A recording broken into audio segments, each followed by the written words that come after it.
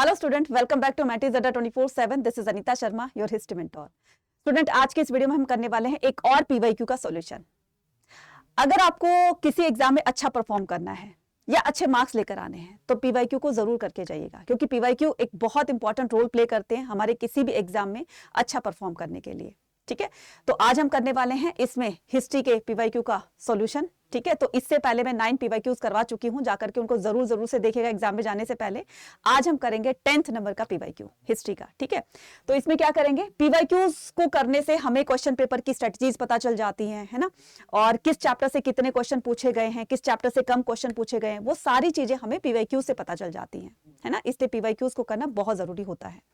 Start करते बिना time waste किए आज का हमारा ये पीवाईक्यू जो कि हिस्ट्री का है। इसका क्वेश्चन पेपर का कोड जो है दिया हुआ है आपका 61-3। ठीक है, और सेट नंबर है 3। देखते हैं इसमें आज कौन से नए क्वेश्चन पूछे गए हैं जो है वो पीवाईक्यूज में। तो सबसे पहले जैसे ही क्वेश्चन पेपर हमारे हाथ में आता है तो सबसे पहले हमारा काम क्या होना चाहिए, इंस्ट्रक्शंस को बहुत अच्छी तरीके से हमें रीड आउट करना चाहिए। तो इंस्ट्रक्शन केयरफुली रीड करने के बाद हमें फिर अपने आंसर्स को लिखना स्टार्ट करना चाहिए। लेकिन हमें इंस्ट्रक्शंस पढ़नी क्यों जरूरी होती है, क्योंकि इससे हमें पता चल जाता है कि किस क्वेश्चन में हमें कितना लिखना है। ठीक है, और वो कितने मार्क्स का है। अगर मान लो शॉर्ट क्वेश्चन है आपका 3 मार्क्स से पूछा गया और आप लिख रहे हो उसको 8 मार्क्स में, ये तो टाइम वेस्ट करने वाली बात हो गई ना। ठीक है, आप लिख रहे हो, मार्क्स आ जाएंगे आपको, लेकिन हमें उतना क्यों लिखना। इसलिए हमें क्या करना होता है, ये जो सारी इंस्ट्रक्शंस है इनको पढ़नी होती है। ठीक है, तो हम क्या करेंगे, वन बाय वन सारे इंस्ट्रक्शंस को पढ़ेंगे, ध्यान से पढ़ेंगे और फिर अपने आंसर्स को लिखना स्टार्ट करेंगे। तो यहां पर हिस्ट्री के क्वेश्चन पेपर में 5 सेक्शंस दिए होते हैं, section A, B, C, D और ई। ठीक है, सेक्शन ए में क्या करेंगे, देखो all the questions are compulsory, सारे क्वेश्चन करने जरूरी हैं। ठीक है, तो इसमें सेक्शन ए में क्या दिया हुआ है, सेक्शन ए जो होगा वो मल्टीपल चॉइस क्वेश्चन का होगा। ठीक है, जो कि कैरी करेगा, आपके हर क्वेश्चन कैरी करेगा 1 मार्क्स और टोटल ये 21 मार्क्स के पूछे जाएंगे। ठीक है, टोटल ये 21 मार्क्स के पूछे जाएंगे।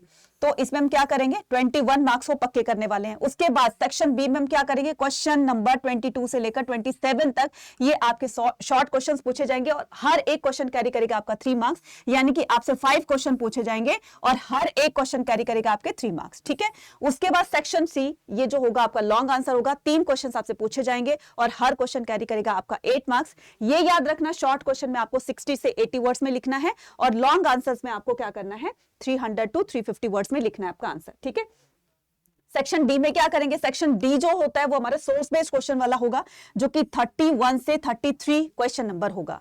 ये आपसे 3 क्वेश्चन पूछे जाएंगे और हर क्वेश्चन कैरी करेगा आपका 4 मार्क्स। तो टोटल कितने मार्क्स हो गए आपके 12। ठीक है, उसके बाद सेक्शन जो आपका ई आता है उसमें ये मैप बेस्ड क्वेश्चन पूछेंगे। ठीक है, मैप बेस्ड क्वेश्चन है और हर ये जो क्वेश्चन होगा वो क्या करेगा, 5 मार्क्स कैरी करेगा। इसमें आपसे 2 क्वेश्चन पूछे जाएंगे। ठीक है, एक होगा आपका 3 मार्क्स का, एक होगा आपका 2 मार्क्स का। 3 मार्क्स में आपको क्या करना है, प्लेसेस को लोकेट करना है और एक दिया होगा ए और बी करके, मार्क किया होगा, उसको लेबल करना है। ठीक है, चलिए, मुझे लगता है कि आपको सारी इंस्ट्रक्शंस समझ में आ गई हैं और समझ में आने के बाद फिर हम क्या करेंगे, शुरुआत करते हैं श्री गणेश आज के क्वेश्चन पेपर का। तो जब भी आप शुरुआत करो ना बच्चे, तो क्या करना है आपको, आपके आंसर शीट में ऐसे लिखना है सेक्शन ए। ठीक है, बस इतना लिखना है सेक्शन ए। आपको ये लिखने की जरूरत नहीं है, no need to write this multiple choice type question, बस सेक्शन ए लिखना है। उसके बाद अगर आपके पास टाइम है तो लिख लो। ठीक है, जैसे जैसे टाइम निकलता चला जाएगा तो वैसे थोड़ा सा ऐसा काम करो, स्मार्ट वर्क भी करना चाहिए, है ना। तो उसमें साथ में क्या करोगे, बस सेक्शन का नंबर डाल देना, एग्जामिनर समझ जाएगा कि भाई इस सेक्शन से है। ठीक है, चलिए, तो क्या करते हैं, फर्स्ट क्वेश्चन देखते हैं। In which one of the following modern state in India is Kalibangan an ancient site of the Harappan culture located. Kalibangan कहां पर लोकेटेड है, लड्डू सा क्वेश्चन है, लो पहला ही लड्डू सा क्वेश्चन आ गया, तो आंसर क्या हो जाएगा, आंसर हो जाएगा राजस्थान। ठीक है, कालीबंगा कहां पर है बच्चे, राजस्थान। और इसी कालीबंगा में प्लोड फील्ड के, है ना, प्लोड फील्ड यानी कि जुते हुए खेतों के साक्ष्य मिले थे। ठीक है, हड़प्पा साइट का क्या है, ये एक वो है, हड़प्पा की साइट है ये और राजस्थान में है और यहीं से ही हमें प्लोड फील्ड के एविडेंसेस मिले थे। विच one of the following is not a structural features of the stupa. इनमें से स्तूपा का एक जो है वो पार्ट नहीं है। कौन सा नहीं है, हर्मी का है मैम, बिल्कुल है। ठीक है, छतरी है मैम, बिल्कुल है। गर्भगृह है मैम, बिल्कुल नहीं है। गेटवे है मैम, बिल्कुल है। अब देखो, जैसे आपको मैं डिफाइन कर देती हूँ, जैसे ये आपका क्या है, स्तूपा है ना, ये सेमी सर्कल बनाना है। यहाँ पर ये जो होता है आपका, ये क्या होता है, हर्मिका होती है बच्चे। ये क्या होती है, ये जो बालकनी लाइक स्ट्रक्चर होता है इसको क्या कहते हैं, हर्मिका होते हैं। हर्मिका के ऊपर यहाँ पर ना एक अम्ब्रेला से बनी होती है, मतलब छतरी से बनी होती है, ठीक है। तो इसको क्या बोलेंगे, छतरी बोलेंगे, राइट। और इसके चारों तरफ ना ऐसे गेटवेज बने होते हैं, है ना, जहां पर स्कल्पचर्स बने होते हैं, तो इनको क्या बोलेंगे, ये जो एंट्रेंस गेट होते हैं इनको बोलेंगे हम गेटवेज, ठीक है। तो ये भी होता है। गर्भगृह नहीं बोलेंगे बच्चे, गर्भगृह होता है जहां पर जैसे टेम्पल में जो मूर्तियां रखी जाती है ना भगवान की, उसको गर्भगृह बोला जाता है। लेकिन ये तो सांचे, ये तो स्तूपा का पार्ट नहीं है ना। तो आंसर आ जाएगा, इसको क्या कहेंगे बच्चे, इसको अंडा कहते हैं। इसको क्या कहते हैं, जो अंडे की आकार का है ना, इसीलिए इसको क्या कहते हैं, अंडा, अंडा कहते हैं। और फिर उसके बाद तो फिर ये क्या हो जाएगा, जब चारों तरफ वो चक्कर लगाने का एक प्लेस दिया होता है रेलिंग टाइप में, उसको प्रदक्षिणा कहते हैं, है ना। तो आपको ये बताना था कि किस में जो है कौन सा स्तूपा का पार्ट नहीं है। तो हर्मिका भी है, छतरी भी है, गेटवे भी है, लेकिन गर्भगृह नहीं है, ठीक है। चलिए नेक्स्ट मूव ऑन करेंगे। तो नेक्स्ट क्वेश्चन क्या आ जाएगा, नेक्स्ट क्वेश्चन होगा निम्नलिखित में से, हिंदी और इंग्लिश दोनों में है ये, आपको जैसा समझ में आए, जिस भाषा में समझ में आए, जिस लैंग्वेज में, आप उसमें समझ करके आंसर दीजिएगा, ठीक है। लेकिन बच्चे क्वेश्चन को ध्यान से पढ़िएगा। अगर आपने क्वेश्चन को अच्छे से रीड आउट करके समझ लिया ना, तो 50% प्रॉब्लम आपकी वहीं पर सॉल्व हो जाती है ना। और बच्ची 50% वो आप लिख करके और थोड़ा सा कर दोगे। Identify the character of the Mahabharata with the help of the following information. आपको महाभारत के उस करेक्टर का नाम बताना है जिनके रिगार्डिंग ये स्टेटमेंट बोली गई है। तो फर्स्ट है, he belong to the Rakshasa clan, ठीक है, sorry, she belong to the Rakshasa clan. She was married to the Bhim, अब तो समझ में आ गया होगा आपको, है ना। She was mother of the Ghatotkacha, आ गया समझ में, कौन थी, हिडिंबा, है ना। तो आंसर क्या हो जाएगा, Hidimba is the correct answer, ठीक है बच्चे, क्या हो जाएगा आंसर, हिडिंबा, ठीक है। तो हम क्या करेंगे, हिडिंबा पे टिक कर देंगे। Who among the following rulers rebuilt the Sudarshan lake, किसने सुदर्शन लेक को रीबिल्ड किया, यानी कि उसका पुनरुत्थान किया। तो आंसर क्या हो जाएगा, Rudradaman is the correct answer. Answer will B Rudradaman is the correct answer. Next move on करेंगे। Who among the following archaeologist is the author of the story of the Indian archaeology। आपको बताना है कि इनके ऑथर कौन थे, आर.डी. बनर्जी, दयाराम साहनी, बेबी लाल या फिर एस.एन. रॉय। आंसर क्या हो जाएगा, बिल्कुल सही आंसर होगा, SN. Roy is the correct answer, ठीक है। SN. Roy is the correct answer. तो हम सी पे इसको टिक कर देंगे। आर.डी. बनर्जी ने बच्चे 1922 में मोहनजोदारो को डिस्कवर किया था। किसको किया था, मोहनजोदारो को डिस्कवर किया था। अगर ये क्वेश्चन आए तो उसको ऐसे कर देना, मोहनजोदारो को, ठीक है। एस.एन. रॉय का तो ये हो ही गया। बी आर साहनी ने हड़प्पा को डिस्कवर किया था कब, हड़प्पा को डिस्कवर किया था 1921 में, 1921 में, ठीक है। बीबी लाल ने 1951-52 में किसको किया था, हस्तिनापुर को डिस्कवर किया था। किसको,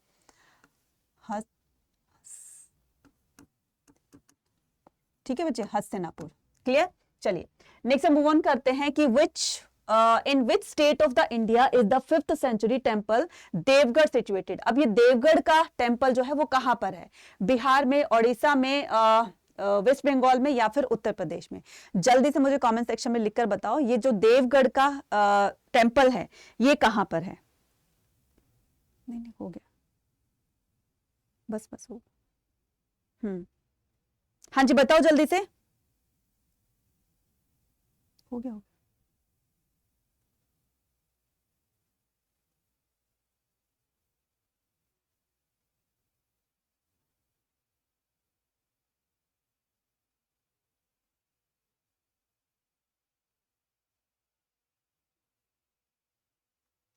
ठीक है, हाँ जी। तो in which state India is the 5th century temple Deogarh situated, Bihar, Odisha, west Bengal, Uttar Pradesh. तो आंसर क्या हो जाएगा बच्चे, Uttar Pradesh is the correct answer. Who among the following is the first ruler to inscribe the message to the subject and officer. ऐसा कौन सा ruler था जो अपने मैसेजेस को कन्वे कराने के लिए मतलब अपनी प्रजा तक पहुंचाने के लिए इंस्क्रिप्शंस वगैरह पे लिखवाता था, ठीक है।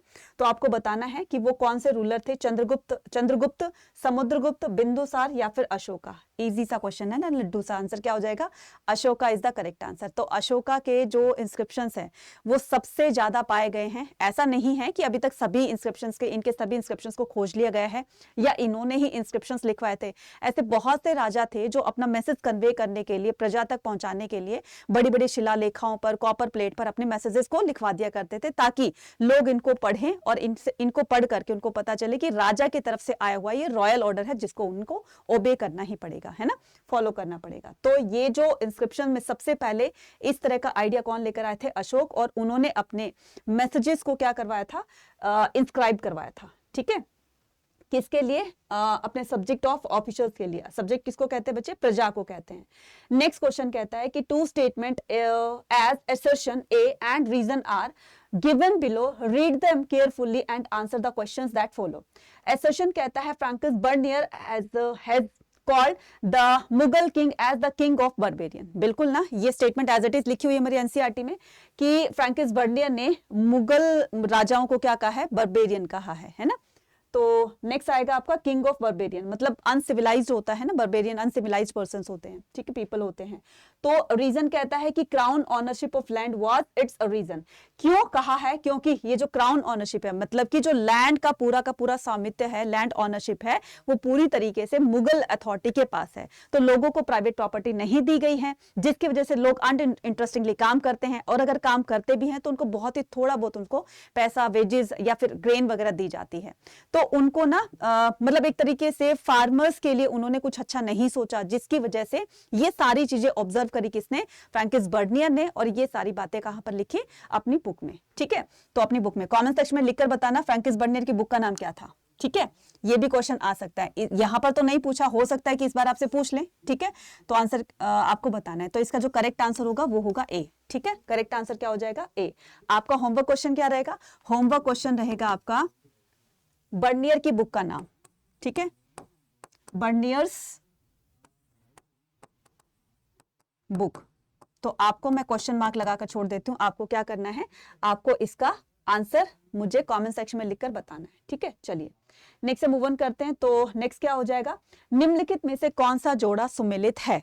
हिंदी में समझ में नहीं आता, इंग्लिश में चलते हैं। ठीक है, तो यहां पर देखो, विच one of the following pairs is correctly match. Ibn Battuta कहां का निवासी था? तो इनको इनके साथ में थोड़ा सा मैच करके देखना। आपको मैच करना नहीं है, कौन सा करेक्टली मैच है आपको ये बताना है। ठीक है, लेकिन उसके लिए पहले हमें सारे ये जो है पता होने चाहिए कि कौन कहां से बिलोंग करता था। एक तरफ ट्रैवलर है तो दूसरी तरफ उनकी कंट्री है। तो इब्न बतूता पोर्तुगीज था? मैम बिल्कुल नहीं था। कर दो, चलो इसको गलत कर देते हैं ना, ये तो हो जाएगा रॉन्ग आपका। तो ये हो गया आपका रॉन्ग। नेक्स्ट कहता है फ्रैंकिस बुकानन क्या था? फ्रेंचमैन था। मैडम ये तो बिल्कुल ठीक है। दौड़ते बरबोसा मोरक्को का था। मुनुक्की कहां का था? स्पेन का। ये भी नहीं, ये भी नहीं।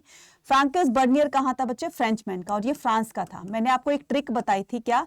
फ्रैंकिस बर्नियर का नाम भी एफ से स्टार्ट होता है और इसकी कंट्री का नाम भी एफ से स्टार्ट होता है। तो ये ट्रिक आप अच्छी तरीके से दिमाग में बिठा लो, क्योंकि ऐसे क्वेश्चन आपके सीयूटी में भी पूछे जाएंगे। ठीक है ना, चलिए नेक्स्ट से मूव ऑन करते हैं। फिर से एसर्शन रीजन का क्वेश्चन दिया हुआ है। एसर्शन कहता है कि Mirabai was the women poet of निर्गुण भक्ति ट्रेडिशन।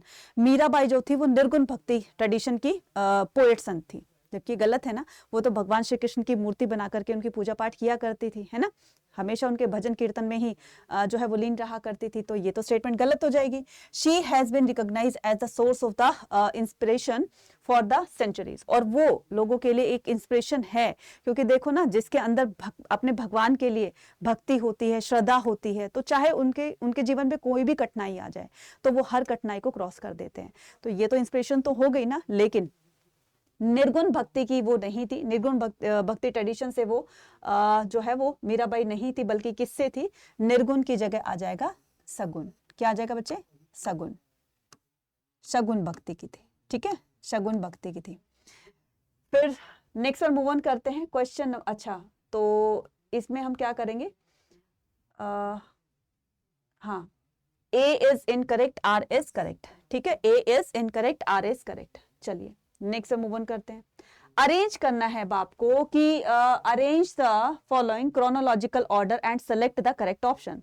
गुरु गोविंद सिंह, गुरु हर किशन देव, गुरु अर्जन देव, गुरु नानक देव, है ना। तो इनको क्रोनोलॉजिकल ऑर्डर में लगाना है। देखो कैसे लगाओगे? सबसे पहले गुरु नानक देव जी तो आए थे ना, फाउंडर तो यही थे ना, तो इनका क्या आ जाएगा? गुरु नानक देव जी फर्स्ट आ जाएगा, तो फोर्थ में आ जाएगा। अब देखो एक ही में हमें आंसर मिल गया तो आगे जाने की जरूरत ही नहीं है ना। तो पहले नंबर पे कौन आ जाएंगे? गुरु नानक देव जी, और इनका नंबर क्या है? फोर्थ। तो आंसर हो गया आपका डी। उसके बाद चलो देख लेते हैं, गुरु नानक देव जी के बाद इनके जो इनकी जो पोस्ट को उन्होंने इनकी पोस्ट पर जो आए वो कौन थे? गुरु अर्जन देव। ठीक है, तो ये हो गया आपका सेकेंड। और थर्ड क्या हो जाएगा? इनके बाद गुरु अर्जन देव के बाद कौन आए? गुरु हरकिशन देव, और उनके बाद आए गुरु गोविंद सिंह, है ना।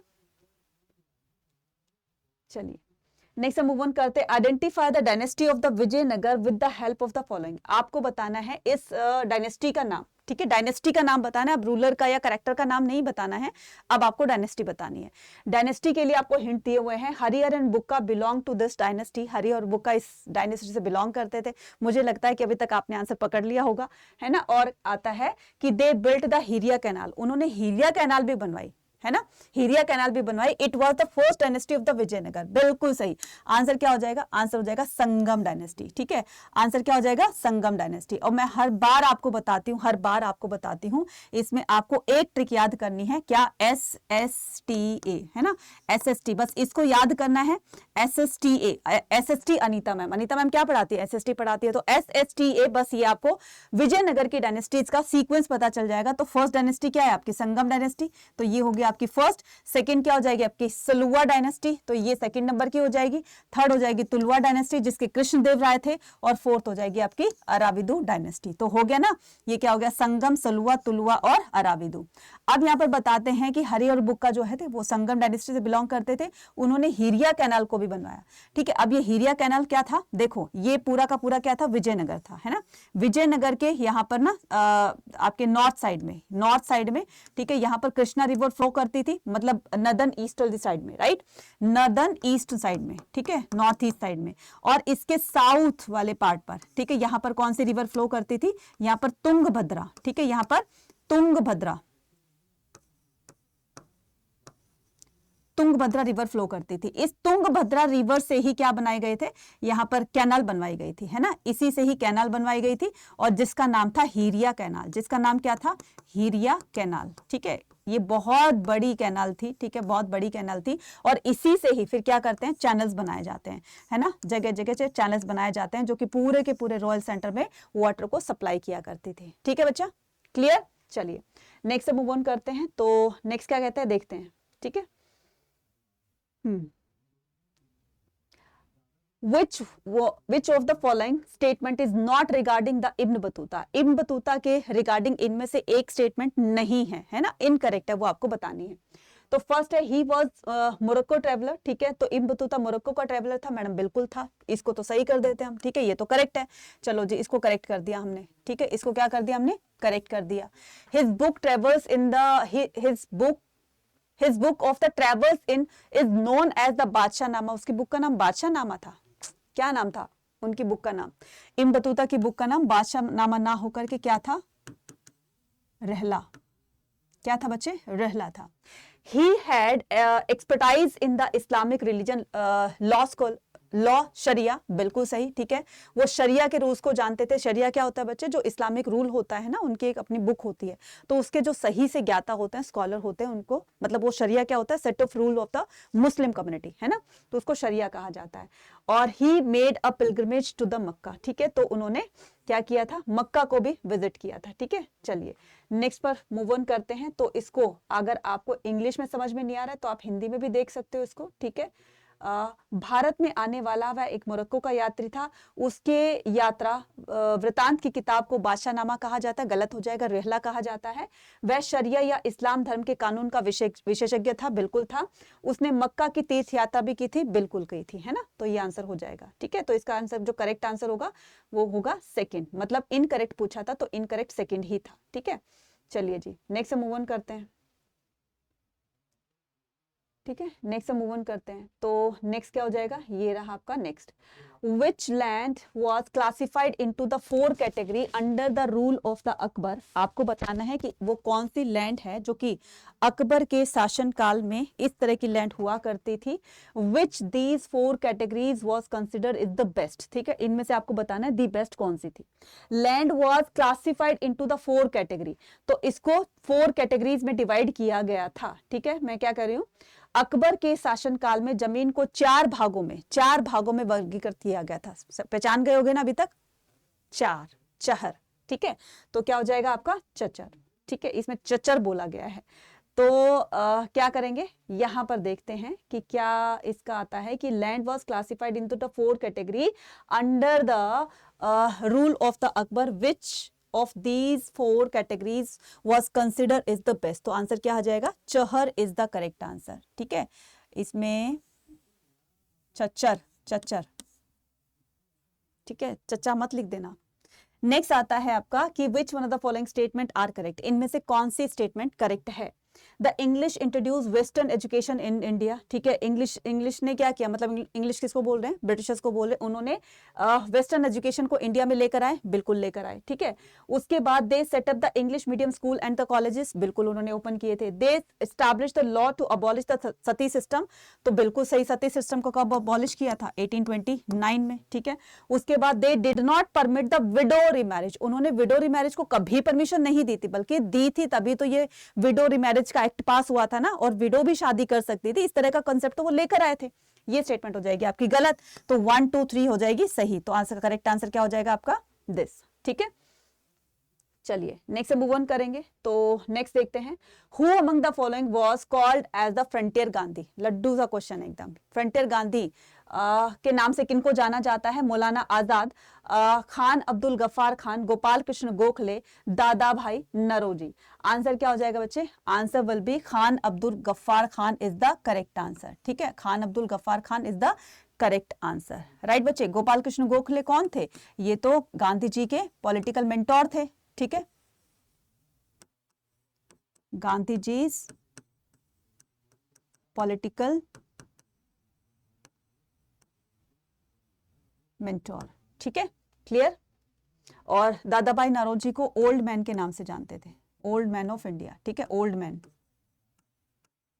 क्लियर बच्चे। चलिए next, who among the following demanded the justice for women in the constitution assembly, किसने women के लिए justice की डिमांड करी constituent assembly में, है ना।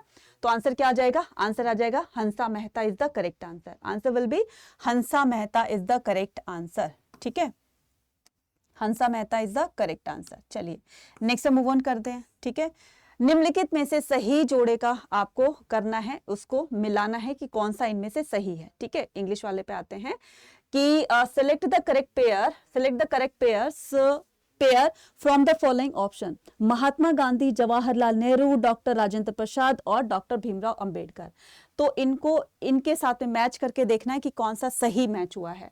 महात्मा Gandhi president of the constitution assembly, no, ठीक है, ये तो हो नहीं सकता। Jawaharlal Nehru lawyer of the constituent assembly, doctor Rajendra Prasad the pass the objective resolution, doctor Bhimrao Ambedkar chairman of the drafting committee. Madam ये डी सही है, बाकी सारे सही है, तो आपका अंदाजा, आपका जो आंसर है वो बिल्कुल सही है। आंसर क्या हो जाएगा, आंसर हो जाएगा डॉक्टर भीमराव अंबेडकर कौन थे, chairperson of the drafting committee. Easy सा क्वेश्चन है। अगर मैं बात करूं किसकी, डॉक्टर राजेंद्र प्रसाद कौन थे, प्रेसिडेंट थे बच्चे कॉन्स्टिट्यूएंट असेंबली के, ठीक है। जवाहरलाल नेहरू जी ने क्या किया था, पास द ऑब्जेक्टिव रेजोल्यूशन, ठीक है। और Mahatma Gandhi lawyer of the constituent assembly, क्योंकि ये बच गया है तो इनको हम यहां से मैच कर देते हैं, लेकिन इसका जो करेक्टली मैच बताया गया है वो आपका क्वेश्चन ये हो जाएगा, ठीक है। Answer will B this, Which among the following option is correctly match। फिर से आ गया करेक्टली मैच। अब आप देख सकते हो ना कि किस तरह के क्वेश्चंस आपसे पूछे जा रहे हैं, तो आपको हर टॉपिक को, हर कंसेप्ट को बहुत अच्छे से अंडरस्टैंड करके जाना है ना, बहुत अच्छे से आपको क्लियर करके जाना है, क्योंकि नहीं पता कि क्वेश्चन किस टाइप से आपसे पूछ लें। आपकी अंडरस्टैंडिंग अब की बार बच्चे चेक की जाएगी, और यही सिलसिला चलता रहेगा अब आने वाले एग्जाम में। मतलब जो भी बच्चे नेक्स्ट ईयर आएंगे, उससे नेक्स्ट ईयर आएंगे, यानी कि अब यही सिस्टम चलेगा कि बच्चों की अंडरस्टैंडिंग, अब वो रट्टा मेथड वाला नहीं, मतलब रोट मेथड नहीं चलेगा, अब वो रट्टाफिकेशन वाला मेथड नहीं चलेगा कि पीछे की बैक एक्सरसाइज हमने कर ली, इसका मतलब हमारे मार्क्स फुल आ जाएंगे। अब वो नहीं है। आपने अगर चैप्टर को अच्छे से रीड किया है, चैप्टर के बीच में क्वेश्चन पूछ लें, लाइन के बीच में से पूछ लें, या फिर जो आपके ब्लू ब्लॉक्स दिए होते हैं ना, ब्लू कलर में जो बॉक्सेस दिए होते हैं उनमें से पूछ ले, कहीं से कुछ भी क्वेश्चन पूछ सकते हैं, कैसे भी फ्रेम कर सकते हैं, बस आपको अच्छे से कंसेप्ट क्लियर करना है, ठीक है। और अगर आपको लगता है कि आपने अच्छे से कंसेप्ट क्लियर कर लिया है और आप अच्छा स्कोर कर सकते हो तो बहुत अच्छी बात है। कहीं भी थोड़ी बहुत अगर लग रहा है कि मुझे थोड़ी सी और मुझे जो है वो अपनी प्रिपरेशन और ज़्यादा अच्छे से कर लेनी चाहिए, तो दोबारा से अपनी प्रिपरेशन कर लीजिए। और अगर किसी बच्चे को लग रहा है कि भाई मेरी प्रिपरेशन जो है वो उस लेवल की नहीं है जिस हिसाब से क्वेश्चंस पूछे जा रहे हैं, तो मैं तो बिल्कुल निल बटा निल हूँ, मैं तो इनमें से थोड़े ही क्वेश्चन कर सकता हूँ, पूरे तो नहीं कर सकता, तो मेरे मार्क्स तो कम आएंगे। तो उन बच्चों के लिए मेरी एडवाइस है कि जा करके ह्यूमैनिटीज अड्डा 24/7 पर जा करके एप्लीकेशन को डाउनलोड करो, ठीक है। और वहाँ पर क्या करो, एप्लीकेशन को अड्डा 24/7 की एप्लीकेशन को डाउनलोड करके और वहां पर ह्यूमैनिटीज महापैक को आप परचेज कर लीजिए। CUT प्लस बोर्ड एग्जाम से आने से पहले आपका पूरा सिलेबस उसमें कवर करा दिया जाएगा, साथ में आपको उसमें CUT की तैयारी भी करवाई जाएगी। तो याद रखिएगा, एप्लीकेशन पर जाइएगा, आपके एप्लीकेशन का नाम है अड्डा 24/7, सर्च किया आपने, उसको डाउनलोड कर लिया, वहां पर ऑल कोर्सेज पर जाना है, मैं पीछे बताऊंगी सारा का सारा लास्ट में, ठीक है। वहां पर ह्यूमैनिटीज का महापैक आपको लेना है, ठीक है, जिसमें आपको सारे सब्जेक्ट करवाएंगे, ना सिर्फ आपको हिस्ट्री बल्कि पॉलिटिकल साइंस, ज्योग्राफी, इकोनॉमिक्स सब कुछ कराया जाएगा उसमें, है ना। और GT इंग्लिश भी करवाई जाएगी, यानी कि आपके बोर्ड एग्जाम की तैयारी के साथ साथ आपको CUT की भी तैयारी करवाई जाएगी। जिसने अभी तक कुछ नहीं पढ़ा और जो है वो उसको डर लग रहा है कि मैडम मुझे तो अभी तो कुछ नहीं आता, जैसे जैसे क्वेश्चन आ रहे हैं ना मुझे डर लग रहा है, जैसे जैसे एग्जाम्स आ रहे हैं एकदम टेंशन हो रही है, तो आपको टेंशन लेने की बिल्कुल भी जरूरत नहीं है। बस आप एक कदम आगे बढ़ो, एक स्टेप आगे बढ़ो, तो 10 स्टेप हम आगे आपके साथ आएंगे। लेकिन इसके लिए आपको ह्यूमैनिटीज का महापैक में आपको क्या करना पड़ेगा, एनरोल करना पड़ेगा। वहां पर हम फुल ऑन तैयारी करेंगे, अपनी सिलेबस को कंप्लीट करेंगे, रिवीजन करेंगे और फिर उसके बाद प्रैक्टिस करेंगे, ठीक है। और साथ में आपको स्टडी मटेरियल भी मिल रहा है, तो फिर चिंता किस बात की, टेंशन किस बात की, ठीक है ना। चलिए नेक्स्ट हम मूव ऑन करते हैं, आइडेंटिफाई द। और अगर आपको किसी तरह की कोई प्रॉब्लम भी आ रही है ना, तो आप मुझसे इसमें कनेक्ट कर लेना, ठीक है। आप मुझे इस पर कनेक्ट भी कर लेना, anita.sharma, ठीक है, anita.sharma@adda24/7, ठीक है, @adda24/7.com। तो बस आपको क्या करना है, यहाँ पर इस पर आप मुझे मेल भी कर देना अगर आपको बैच को परचेज करने में किसी तरह की कोई भी प्रॉब्लम आ रही है तो, ठीक है, क्लियर है। चलिए तो अब क्या करते हैं, यहाँ पर आते हैं नेक्स्ट पर, ठीक है। तो झांसी से कौन थे, झांसी, अवध, आरा, दिल्ली और अवध। अब आपको क्या करना है, इनमें से बताना है करेक्टली मैच कौन सा है। तो झांसी से कौन थी, रानी लक्ष्मीबाई थी। आरा से कुंवर सिंह थे, ये बिल्कुल सही है। झांसी से रानी लक्ष्मीबाई थी तो बहादुर शाह नहीं आएगा, वो तो दिल्ली से थे। दिल्ली से वाजिद अली शाह कर रखा है, ये तो बिल्कुल नहीं थे, वाजिद अली शाह तो यहाँ के थे, अवध के थे, और ये भी गलत हो जाएगा। तो जो सही आंसर होगा वो होगा ये, ठीक है। उसके बाद identify the east India company officer with the help of the following information. Dash was a physician of the Lord Wellesley, ये लॉर्ड वेलेस्ली के फिजिशियन थे, उनके डॉक्टर थे, फैमिली डॉक्टर होते हैं ना जैसे, ऐसे ये लॉर्ड वेलेस्ली के डॉक्टर थे। तो ही सर्वेड द बंगाल और ही एस्टैब्लिश्ड जू इन द बंगाल। तो कर्नल मैकेंजी, जॉन मार्शल, या फिर आपका मार्को पोलो, या फिर फ्रैंकिस बुकानन। आंसर क्या हो जाएगा बच्चे, Francis Buchanan is the correct answer, ठीक है, Francis Buchanan is the correct answer. Next हम मूव ऑन करते हैं। तो who among the following introduce the permanent settlement in Bengal. Permanent settlement को, स्थायी बंदोबस्त को किसने बंगाल के अंदर शुरू किया था, ये बताना है। तो आंसर क्या हो जाएगा, बिल्कुल लड्डू सा क्वेश्चन है मैडम, ये ऐसे भी क्वेश्चन पूछे जाते हैं, बिल्कुल पूछे जाते हैं बच्चे, इजी इजी से पूछे जाते हैं और कभी कभी तो टफ भी पूछ लेते हैं। तो आंसर क्या हो जाएगा, चार्ल्स कॉर्नवालिस ने 1793 में बंगाल में परमानेंट सेटलमेंट को इंट्रोड्यूस किया था, ठीक है। थॉमस मुंडो ने क्या किया था, मालवाड़ी सिस्टम को, सॉरी हाँ, है ना, और मालवाड़ी था कि रैयतवाड़ी था, ठीक है। विलियम बेंटिक ने काफी सारे रिफॉर्म्स किए थे, ठीक है। तो इस तरीके से जो इसका करेक्ट आंसर होगा वो आपका होगा ये, ठीक है। चलिए अब हो गए हमारे 21 क्वेश्चन, यानी कि हमने अब पूरी तरीके से अपने 21 मार्क्स तो कर लिए हैं पक्के, ठीक है। और अगर अभी भी लग रहा है आपको कि मैडम कहीं ना कहीं हमारी थोड़ी सी कमी हमें लग रही है, तो जाके सारे के सारे PYQs को एक बार फिर से देख लीजिएगा। यार हमने इतने सारे PYQs कर लिए, तो आप सोचो जरा क्या उनमें से ये क्वेश्चन नहीं आएंगे क्या, इस बार ये क्वेश्चन नहीं पूछ सकते क्या, बिल्कुल पूछ सकते हैं। हो सकता है एज इट इज ये क्वेश्चन उठा करके कॉपी करके वहां पेस्ट कर दें, है ना। तो सारे PYQs देखकर जाइएगा, चाहे वो आपके प्री बोर्ड एग्जाम हो, चाहे वो आपके फाइनल एग्जाम हो, ठीक है, क्लियर है। और अगर नहीं पढ़े हो तो मैं तो फिर से यही कहूंगी, आ जाओ हमारे साथ में, कहां पर, ह्यूमैनिटीज के महापैक में, वहां पर बोर्ड एग्जाम प्लस अपनी CUT की दोनों की तैयारी करेंगे धमाकेदार तरीके से। इस बार ये सोच लो बच्चे, CUT का एग्जाम कंपलसरी हो गया है देना। CUT का एग्जाम आपने नहीं दिया तो ना तो आपको सेंट्रल यूनिवर्सिटी के किसी भी कॉलेज में आपको एडमिशन मिलेगा, और इस बार तो प्राइवेट यूनिवर्सिटीज ने भी कंपलसरी कर दिया है कि आपका CUT का एग्जाम के बेस पर ही आपका एडमिशन लिया जाएगा। इसलिए ध्यान रखना, अभी तो तुम लाइटली ले रहे हो मेरी बातों को, ठीक है, कि मैडम डेली डेली ऐसे बोलती है, लेकिन टाइम आएगा ना जब फिर वो टाइम नहीं रहेगा, क्योंकि बस तुम ऊपर ऊपर से क्या करोगे, अपनी पढ़ाई करते चले जाओगे, एक डेप्थ में नॉलेज नहीं मिलेगी बच्चे, क्योंकि उस टाइम तो रिवीजन का टाइम होगा ना। 10 से 15 दिन में क्या कर सकते हो, 10 से 15 दिन में आप डेप्थ में नॉलेज जा सकते हो, एक एक NCERT के एक वर्ड को पढ़ सकते हो, एक लाइन को पढ़ सकते हो, मतलब ही नहीं कोई, फिर कहां से अच्छे मार्क्स लेकर आओगे, ठीक है ना। तो इसलिए अभी से अपनी तैयारी शुरू कर दो, ठीक है। इसमें ऐसा कुछ नहीं है कि आपको सीयूटी में अलग पढ़ाया जाएगा और इसमें अलग पढ़ाया जाएगा, है तो सिलेबस वही ना, लेकिन जो 30% आपका सिलेबस इसमें से रिड्यूस हो गया है उसका क्या, वो तो आपको पढ़ना पड़ेगा ना। और सबसे ज्यादा प्रॉब्लम आएगी आपको लैंग्वेज के अंदर और जीटी के अंदर, करंट अफेयर्स के अंदर, वो कहां से करोगे। इसीलिए अभी से ये जो महापैक है इसमें एनरोल कर लो, क्योंकि आने वाले टाइम में हर बैचेस आपको फ्री मिलेंगे इस महापैक में और एक अच्छी तैयारी लेकर जाओगे, ठीक है। चलिए नेक्स्ट में क्या करते हैं, आगे चलते हैं। तो बताते हैं शॉर्ट क्वेश्चन पे, शॉर्ट आंसर टाइप क्वेश्चंस पर हम आ गए हैं सेक्शन बी पर। तो स्टार्ट करने से पहले आप अपने आंसर शीट में लिख देना सेक्शन बी, ठीक है। Explain how the drainage of the Harappa city indicate the town planning. ये ड्रेनेज सिस्टम को देखकर किस तरह से हम एज्यूम कर सकते हैं, किस तरह का अंदाजा लगा सकते हैं कि ये एक सोची समझी टाउन प्लानिंग की गई थी, सोची समझी सोच समझ के इसको टाउन को प्लान किया गया था, ठीक है, बिल्कुल सही। तो इसकी जो ड्रेनेज सिस्टम था, ठीक है, वो बहुत सुंदर तरीके से बना हुआ था, ठीक है। कैसे कि ड्रेनेज जो होते थे, ड्रेन जो होती थी वो कवर्ड होती थी, ठीक है, ड्रेन्स जो होती थी वो कवर्ड होती थी, मतलब ढकी हुई होती थी, किससे, स्टोन स्लैब से, ठीक है, किससे, स्टोन स्लैब से या फिर वुडन स्लैब से, ठीक है, या फिर वुडन स्लैब से, मतलब बड़े पत्थरों से ढकी होती थी ताकि कूड़ा करकट उसके अंदर ना जाए, ठीक है।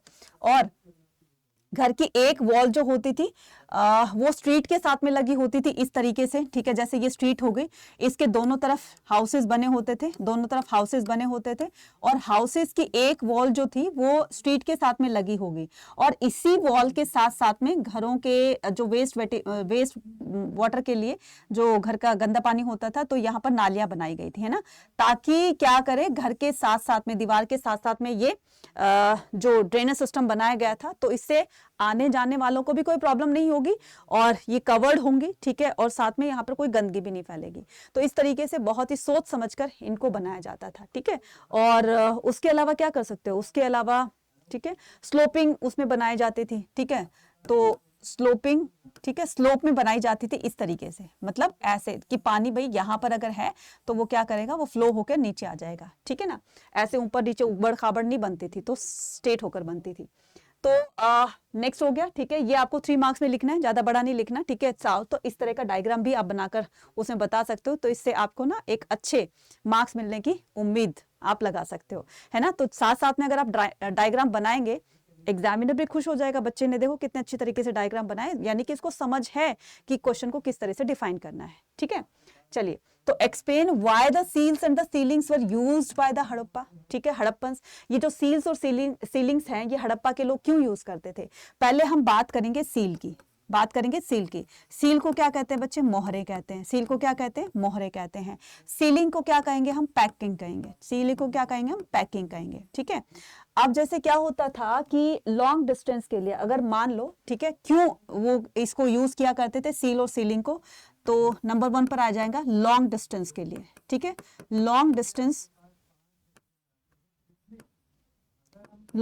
ट्रेड के लिए इसको यूज किया जाता था। अब होता क्या था, जैसे देखो ये क्या होता था, एक बैग होता था, है ना, बैग में क्या करते थे, जैसे मान लो मैंने आपको बैग दिया, ठीक है, किसी बच्चे को मैंने बैग दिया, अब मैंने उसमें कोई भी वैल्यूएबल चीज जो है उसमें भर दी, इस बैग के अंदर भर दी, है ना, और फिर इस बैग को क्या किया जाएगा, मैं इस बैग को एक जो दादी वगैरह थैली नहीं रखती है ना, उस तरीके से थैली होती थी, मतलब ये मान लो, तो इसको एक रोप की हेल्प से, ठीक है, तो मैंने इसको ऐसे कर दिया, तो ये बंद हो गया, है ना, बंद करके मैंने इस पर लगा दी नोट, यानी कि इस पर मैंने क्या लगा दी, तो ये बंद हो गया, इस पर मैंने क्या लगा दी, नोट लगा दी, यानी कि गांठ लगा दी इसमें, है ना।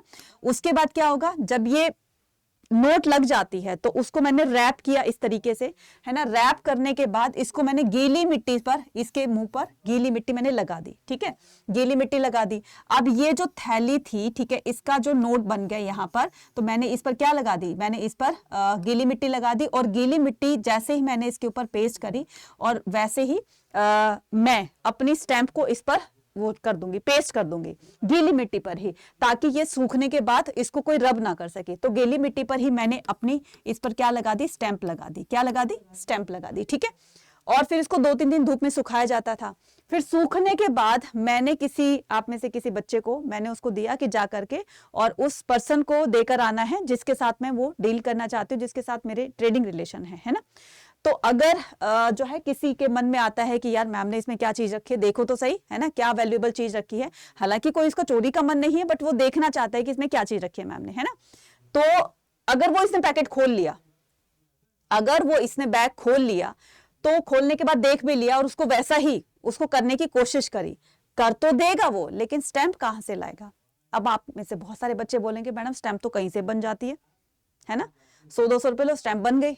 पहले ऐसी टेक्नोलॉजी नहीं होती थी बच्चे, आज के टाइम में पॉसिबल है, पहले नहीं होता था उस टाइम में, हड़प्पा के टाइम में। जिसके पास अगर मेरा कोई मैं अगर कोई ट्रेडिशन कर, मतलब मैं कोई अगर ट्रेड कर रही हूँ, और ट्रेड में हर एक पर्सन की ना अपनी एक, हर एक मर्चेंट के पास अपनी एक स्टैंप होती थी, ठीक है, तो उसकी कोई दूसरी स्टैंप नहीं होती थी। कहते हैं ना, आपने कई बार सुना होगा कि हमारी कोई दूसरी ब्रांच नहीं है ना, उसी तरीके से एक पर्सन के पास एक ही वो होती थी, स्टैंप होती थी, बाकी दूसरे के पास नहीं होती थी। तो वो टेक्नोलॉजी पहले नहीं थी जो आज के टाइम में देख रहे हो। तो इसीलिए लॉन्ग डिस्टेंस के लिए ये लोग सील्स और सीलिंग को यूज किया करते थे, और इनकी जो इनका जो ट्रेड होता था वो विश्वास के बेस पर होता, ट्रस्ट के बेस पर होता था। जैसे मैंने आप पर ट्रस्ट किया, और ट्रस्ट करके मैंने तभी तो ये बैग दिया ना आपको कि आप सही सलामत वहां तक पहुंचा दोगे। तो एक बार जब वो बैग सही सलामत बिना छेड़खानी के उस पर्सन तक पहुंच जाता है, तो वो तो वेल एंड गुड है, वो तो डन डन डन हो गया। लेकिन अगर किसी ने इसको ओपन करके देखा, इसको वैसे ही रैप करने के लिए सोचा, कर भी दिया, लेकिन कहीं ना कहीं वो चोरी पकड़ी जाएगी, और वो सामने वाला पर्सन बता देगा जिसको भी वो बैग मिला है, ठीक भाई तुम्हारे बैग के साथ में कुछ ना कुछ तो छेड़खानी की गई है। तो इस तरीके से फिर वो आएगा तो क्या क्या क्या मुंह दिखाएगा, मतलब कहीं ना कहीं तो वो या तो झूठ बोलेगा या मैंने नहीं किया, ऐसे करके कुछ होगा ना। खैर ये दूसरी बात है। तो किसके लिए, लॉन्ग डिस्टेंस के लिए पूरा का पूरा आप क्या कर दोगे, उसको डिफाइन कर दोगे। ठीक है बच्चे, चलिए नेक्स्ट आता है। तो नेक्स्ट क्या करते हैं, वर्ण व्यवस्था के सामाजिक नियमों का पालन करवाने के लिए ब्राह्मणों ने कौन सी विभिन्न रणनीतियां अपनाई। वर्ण व्यवस्था के सामाजिक नियमों का पालन कराने के लिए, मतलब उन्होंने रूल रेगुलेशंस बनाए हुए थे, है ना, और उसमें 4 वर्णास में कैटेगरीज को डिवाइड किया गया था। कौन कौन से, ब्राह्मण, क्षत्रिय, वैश्य और शूद्रास। ठीक है, तो हम क्या करेंगे, ब्राह्मणों ने 4 कैटेगरीज में इसको डिवाइड किया गया था। तो फर्स्ट क्या आ जाएगा आपका, ठीक है, तो फर्स्ट होगा आपका क्या, कैटेगरीज। तो पहला जो बनाओगे आप, पॉइंट बनाओगे, वो क्या बनाओगे, कैटेगरीज से बनाओगे। ठीक है,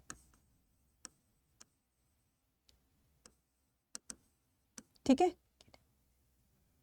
तो इसमें बता दोगे कि कैटेगरीज कौन कौन सी थी। तो ब्राह्मण, ठीक है, वैश्यास, ब्राह्मण, क्षत्रिय, वैश्य और शूद्रास। ठीक है, तो यहाँ पर ब्राह्मण, क्षत्रिय, वैश्य, तो 4 कैटेगरी बन गई। ठीक है, ये भी आप ट्रिक याद कर सकते हो। ठीक है, अब आप में से बहुत बोलेंगे कि मैडम ये तो बकवास हो गई ये ट्रिक ही ऐसी है। अब खुद सोचो जरा, ब्राह्मण, क्षत्रिय, वैश्य, शूद्र, मैंने तो आगे आगे के लेटर्स ही लिखे हैं ना, तो ये ट्रिक बन गई। इस तरह से भी कर सकते हो अगर किसी को वर्ण याद नहीं होते हैं तो ब्राह्मणों ने जब ये ब्रह्मसूत्र ब्रह्मशास्त्र लिखा, या मनुस्मृति में मेंशन किया गया कि ब्राह्मणों का ये काम होगा, क्षत्रियों का ये काम होगा, तो उनके जो नॉर्म्स थे, यानी कि ब्राह्मण का involve the different strategies to enforce the social norms. तो इनको बोला गया था, ठीक है, इनका काम क्या था, वेदों को स्टडी करना। ठीक है, स्टडी द वेदास, हम यहां पर कर सकते हैं, स्टडी द वेदास। ठीक है, इनका काम क्या था, वॉरफेयर में एंगेज रहना। ठीक है, वॉरफेयर, एंगेज्ड इन वॉरफेयर। ठीक है, एंगेज्ड, ठीक है, एंगेज्ड इन वॉरफेयर। और वैश्योस का काम क्या होता था, एग्रीकल्चर वगैरह करना। ठीक है, एग्रीकल्चर करना, पेस्टोरलिज्म करना। ठीक है, तो ये हो जाएगा। शूद्रों का क्या काम होता था, अपने से ऊपर की 3 कैटेगरीज को अपनी सर्विसेज देना। क्या देना बच्चे, अपनी सर्विसेज देना। तो ये 4 काम हो गए थे। चांडाल और उनके लिए जो अनटचेबल्स होते थे, उनके लिए अलग से कैटेगरी बना दी गई थी कि भाई तुम्हारा काम होगा क्या, कि जो जैसे डेड एनिमल्स वगैरह होते थे, है ना, तो उनके स्किन से बैग्स वगैरह, लेदर बैग बनाना, ये करना वो करना, ये सारे काम करते थे। फंडल प्रोसेस, अगर किसी का कोई रिलेटिव नहीं होता था तो फंडल प्रोसेस यानी कि दाह संस्कार वगैरह भी कर दिए थे। उनको बोला गया था कि तुम्हें जो है वो किसी और तरह की मेटल की ऑर्नामेंट्स वगैरह ज्वेलरी नहीं पहननी है, सिर्फ आयरन से बने ही वो पहननी है, क्या ज्वेलरी पहननी है। अगर वो गांव में किसी काम से आते थे तो रात के टाइम में आते थे, है ना, क्यों, क्योंकि उनकी परछाई भी वो लोग अपने ऊपर नहीं पड़ने देना चाहते थे, क्योंकि मानते थे कि इनकी परछाई से वो लोग अपवित्र हो जाएंगे, है ना। अब कुछ बच्चे बोलेंगे कि मैडम ऐसा क्यों होता था, बच्चे वो रूल बनाए हुए थे, है ना, क्योंकि वो गंदे काम करते थे और ऐसे मतलब उनके साथ में ट्रीट किया जाता था, तो बहुत ज़्यादा डिस्क्रिमिनेशन किया जाता था, है ना। और राजा को बोला जाता था कि जो भी इन बनाए हुए रूल्स को कोई भी अगर डिसोबे करता है तो आपको उसको पूरा पूरा अधिकार है उसको पनिशमेंट देने का, है ना। तो इस तरीके से बता दोगे। नेक्स्ट कहता है explain the teachings of the Lingayat tradition. तो आपको लिंगयात ट्रेडिशन की टीचिंग्स बतानी है, ठीक है। लिंगयात ट्रेडिशन कहाँ पर, कर्नाटका में, ठीक है। कहाँ पर था ये बच्चे, कर्नाटका में, ठीक है, कर्नाटक में था ये लिंगयात ट्रेडिशन, ठीक है। और लिंगयात को और भी एक नाम से जानते हैं क्या, इसको स्टार्ट किसने किया था, बसवन्ना ने, ठीक है। इनको वीर शैव के नाम से भी जानते हैं, ठीक है, वीर शैव, ठीक है। वीर शैव, यानी कि वीर शैव का मतलब क्या होता है, वीर शैवाज, वीर शैव का मतलब क्या होता है, हीरोज ऑफ शिवा, ठीक है, हीरो ऑफ शिवा, शिव के नायक जिनको बोला जाता है, ठीक है। इनको और में लिंगयात भी कहा जाता था।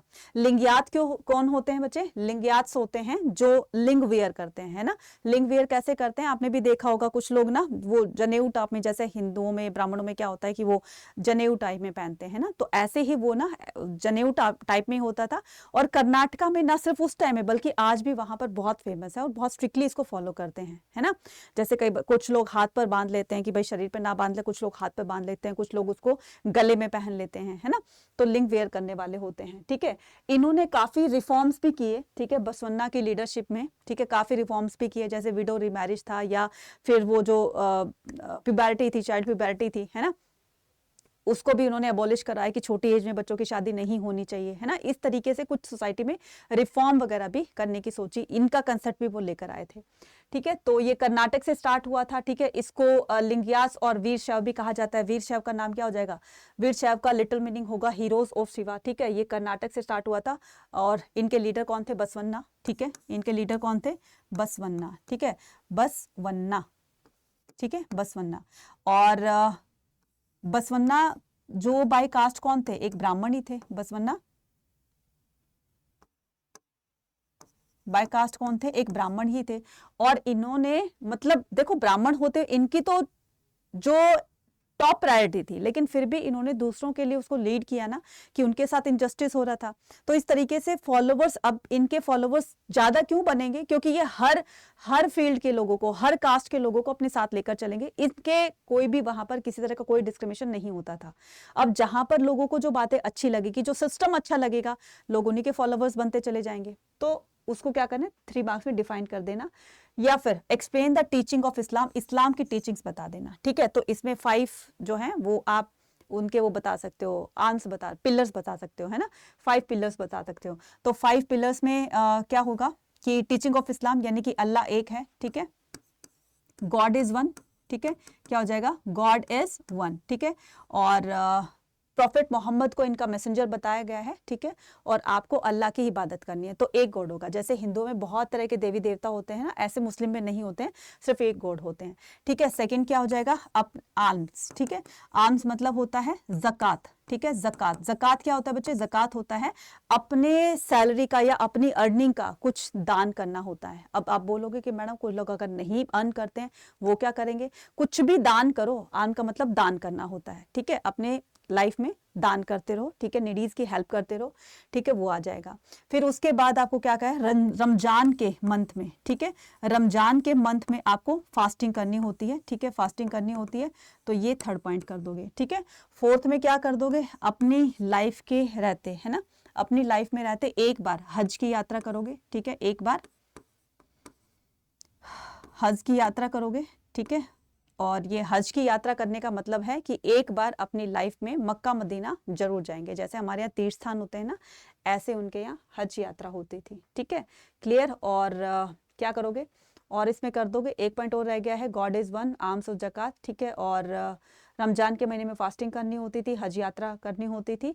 और क्या रह गया, एक और रह गया, है ना। तो और भी कर सकते हो, जैसे प्रॉफिट मोहम्मद, हाँ सेकंड कर देना, प्रॉफिट मोहम्मद को ही अल्लाह का मैसेंजर माना गया था, तो उन्हीं को ही क्या करना है, उन्हीं को ही आगे लेकर चलना है, ठीक है। इस तरीके से अगर आपको इसके अलावा कोई और भी आता है तो मैंने 4 पॉइंट बता दिए, बस इसको थोड़ा सा डिफाइन कर देना, मार्क्स तो आपको इसमें भी मिल जाएंगे, ठीक है, चलिए नेक्स्ट हम मूव ऑन करते हैं। ठीक है, इसमें ये भी लिख सकते हो कि सबके साथ प्रेम से रहना चाहिए, आपसी भाईचारे की भावना जो है हमारे अंदर होनी चाहिए, इस तरह से भी लिख सकते हो, तो गलत नहीं होगा। टीचिंग्स में बच्चे कॉमन पॉइंट्स होते हैं, ज्यादा डिफरेंस नहीं होता है। Explain the role of the Bahadur Shah Zafar in the revolt of 1857। बहुत इजी क्वेश्चन है। तो बहादुर शाह जफर का क्या करना है, रोल प्ले करना है। तो बहादुर शाह जफर जो थे वो दिल्ली से लीड कर रहे थे। कहां से, दिल्ली से लीड कर रहे थे, है ना। तो बहादुर शाह जफर के पास जब 11th मई, ठीक है, 11th मई 1857 को सिपॉयज जब आते हैं इनके पास, ठीक है, सिपॉयज आते हैं कहां पर, रेड फोर्ट में। ठीक है, कहां पर आते हैं, रेड फोर्ट में। और रेड फोर्ट पर आकर के और वो इनसे रिक्वेस्ट करते हैं कि आप हमारे लीडर बन जाइए, क्योंकि आप शहंशाह हिंदुस्तान हैं, तो आपके ऑर्डर को कोई डिसोबे नहीं करेगा, कोई मानने से इनकार नहीं करेगा, इसलिए आप हमें ना हमारी एक सबसे बड़ी आप अथॉरिटी बन जाइए, ताकि आपके ऑर्डर को लेकर जब जब हम किसी राजा के पास जाएं तो वो हमारे साथ में उसमें पार्टिसिपेट करें। इस तरह से हम बहुत तेजी से इस रिवोल्ट को और आगे बढ़ाएंगे और जल्दी ही अंग्रेजों को यहाँ से, फिरंगियों को यहाँ से बाहर निकाल देंगे। अब जो बहादुर शाह जफर था, एक बार तो उन्होंने कहा कि देखो मैं तो बूढ़ा हो गया हूँ, है ना, मैं तलवारबाजी नहीं कर सकता, भाग फिर नहीं सकता हूँ, ठीक है, और इस तरीके से जो है मैं क्या कर सकता हूँ आपके लिए। लेकिन बहादुर शाह जफर के सामने एक ऐसी सिचुएशन आ गई थी, अगर वो इंडियंस को मना करता तो इंडियन उनके अगेंस्ट हो जाते, और अगर ब्रिटिशर्स को मना करता, ठीक है, मना करता तो ब्रिटिशर्स उनके अगेंस्ट हो जाते। तो किसको हाँ करे किसको ना करे समझ नहीं आ रहा था, है ना। और इस तरीके से जब सिपॉयज ने कहा कि देखो मुगलों के टाइम में, जब आप बात करो किसकी, अकबर के टाइम की, मतलब उनको उनके पूर्वजों की याद दिलाई। उस टाइम में भी तो हिंदू मुस्लिम इकट्ठे होकर रहते थे ना, कितनी सुख शांति थी। तो आपको नहीं लगता कि इस बार आपका हमें मतलब हमारा साथ देना चाहिए, तो हम मिल करके और इनको यहाँ से बाहर निकालेंगे, है ना। बहुत इंपॉर्टेंट रोल प्ले किया उन्होंने, ठीक है, और इनसे एक डॉक्यूमेंट साइन करवाया, और वो डॉक्यूमेंट ले करके जब वो अलग अलग राजाओं के पास जाते हैं तो कुछ राजाओं ने इनको स्वीकार भी कर लिया था, है ना, जिसकी वजह से वो रिवोल्ट में पार्टिसिपेट कर रहे थे, है ना। तो ये सुप्रीम अथॉरिटी थी, बस उसको डिफाइन करना है 3 मार्क्स में। Explain the policies adopted by the British Paharias in the second half of the 18th century. किस तरह की स्ट्रेटजीज जो हैं वो अपनाई थी, किस तरह की policies adopted by the British towards the, तो इनके लिए, पहाड़ियों के लिए ब्रिटिशर्स ने किस तरह की पॉलिसीज को लागू किया था, ठीक है, वो बताना है। ठीक है, क्लियर है, यहां तक क्लियर है।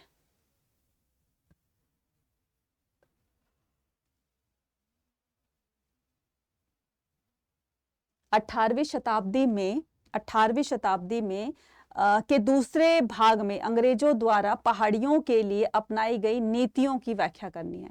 अब वो क्या उन्होंने पॉलिसीज लगाई थी इनके ऊपर, उसी को एक्सप्लेन करना है। देखो क्या किया था कि पहले पहाड़ियों से बोला गया था कि तुम ना क्या करो, एक वो करो, आप क्या करो,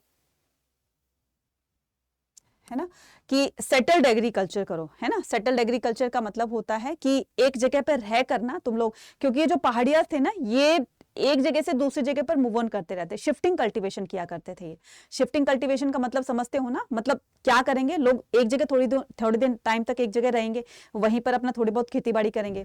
तो 3-4 साल करने के बाद में जो सॉइल की फर्टिलिटी वो कहीं ना कहीं कम होने लगती है, तो वो जब अच्छी नहीं होने लगती तो उसको चेंज करके वो दूसरी जगह पर कल्टीवेशन करने लग जाते हैं।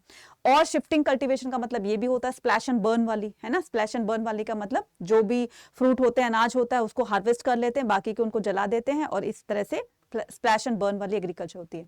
तो ये जो पहाड़ियां क्या करते थे बच्चे, ये पहाड़ियां जो करते थे, ये करते थे शिफ्टिंग कल्टीवेशन। क्या करते थे बच्चे, शिफ्टिंग कल्टीवेशन, ठीक है, शिफ्टिंग कल्टीवेशन किया करते थे। अब अंग्रेजों ने कहा कल्टीवेशन,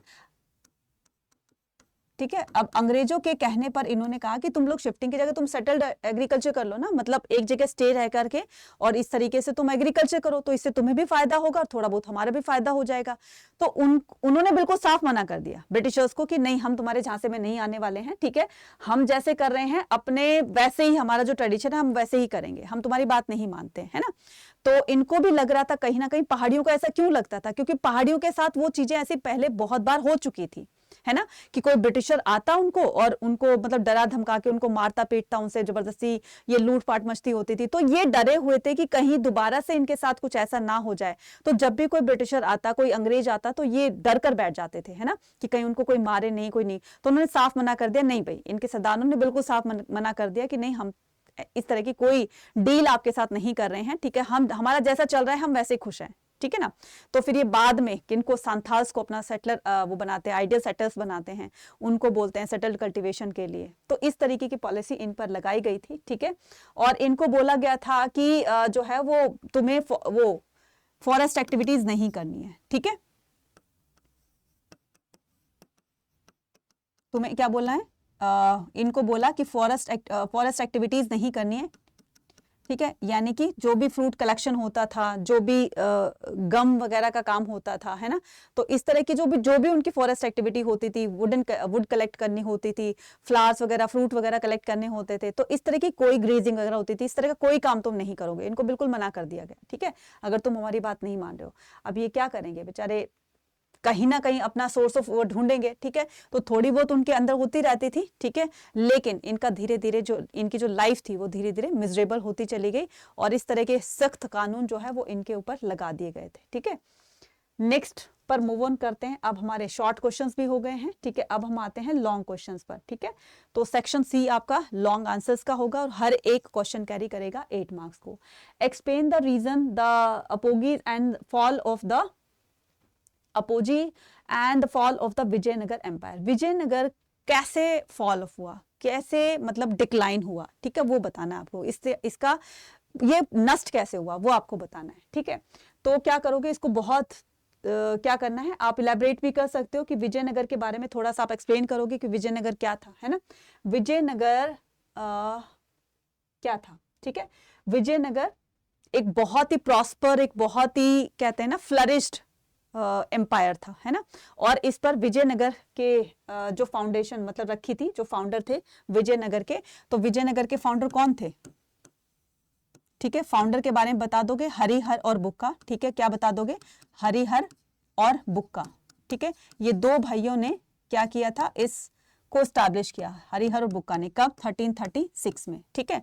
तो इस पर 4 टोटल डायनेस्टीज ने रूल किया। तो हरिहर बुक्का कौन सी डायनेस्टी थे, ये संगम डायनेस्टी थे, ठीक है। संगम डायनेस्टी के बाद कौन सी आती है, सलुआ डायनेस्टी आती है। क्या आती है बच्चे, सलुआ डायनेस्टी। उसके बाद तुलुआ डायनेस्टी आती है और उसके बाद अराविदु डायनेस्टी आती है, ठीक है। क्या आती है, अराविदु डायनेस्टी आती है, ठीक है। तो इन 4 डायनेस्टीज ने विजयनगर एम्पायर पर रूल किया था। इसकी कैपिटल क्या थी, इसकी कैपिटल का नाम था हम्पी। इसकी कैपिटल का नाम क्या था, हम्पी। और हम्पी नाम जो है वहां की लोकल मदर गॉडेस थी, ठीक है। वहां की लोकल मदर गॉडेस थी,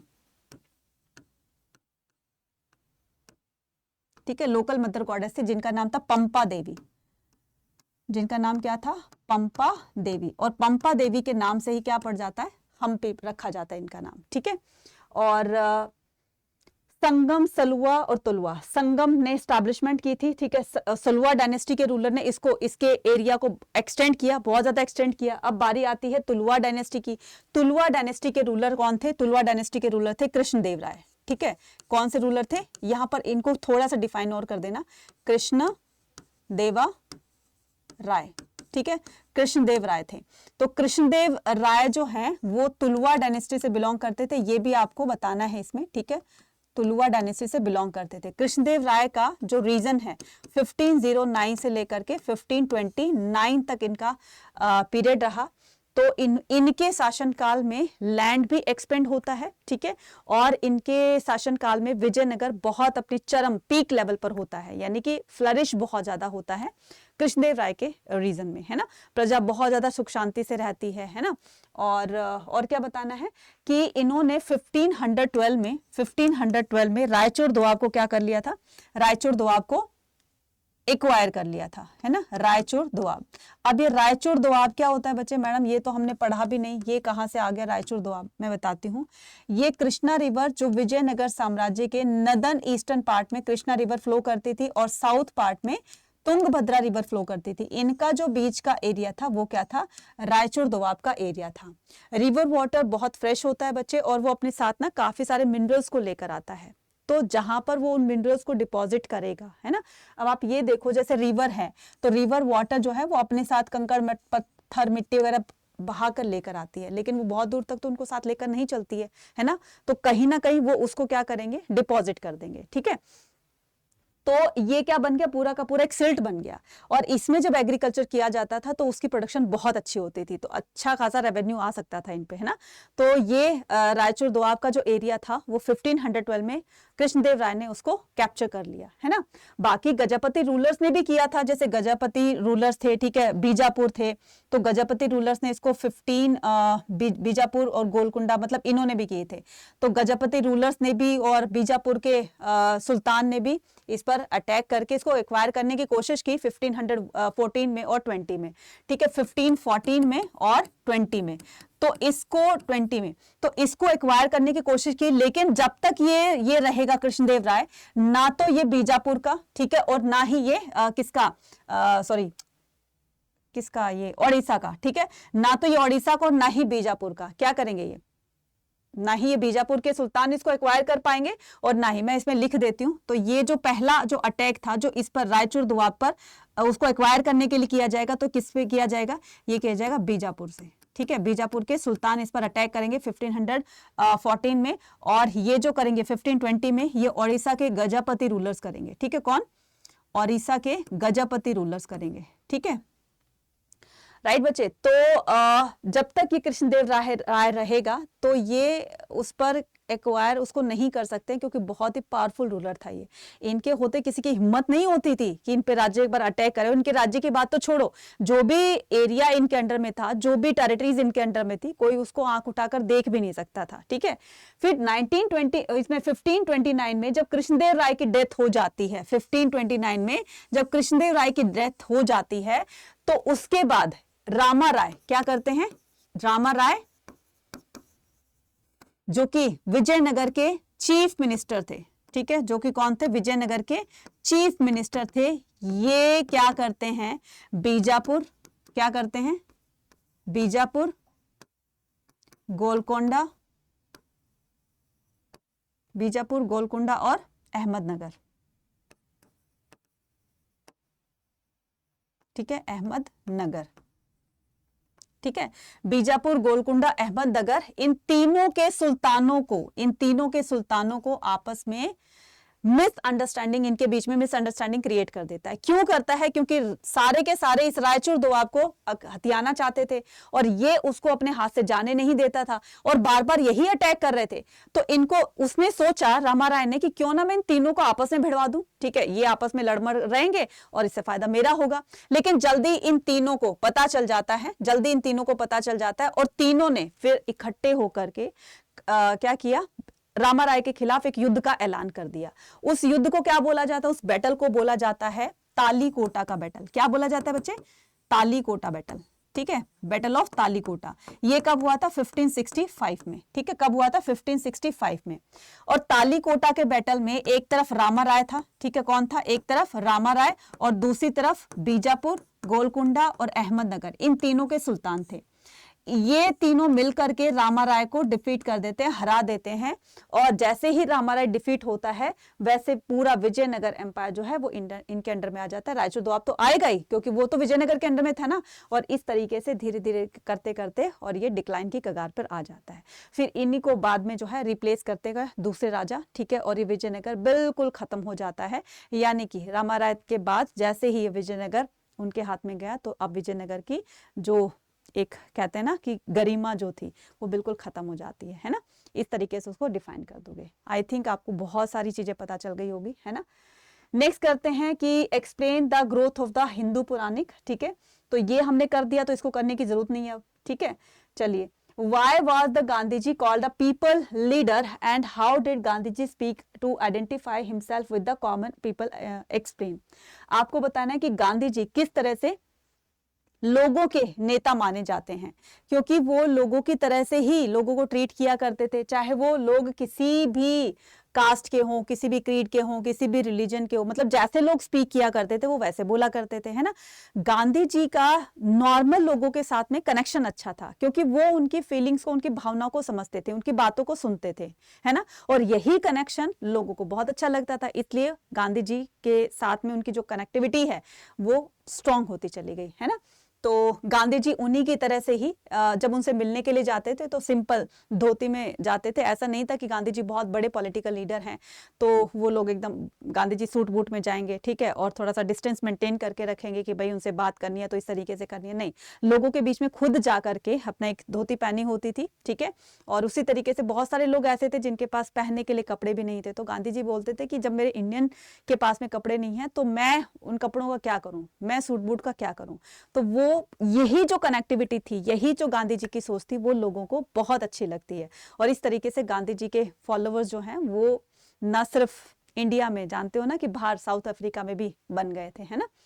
तो लिख ऐसे ही कर दोगे। और गांधी जी ना हमेशा लोगों को कहा करते थे कि आपको सेल्फ डिपेंडेंट होना है ना।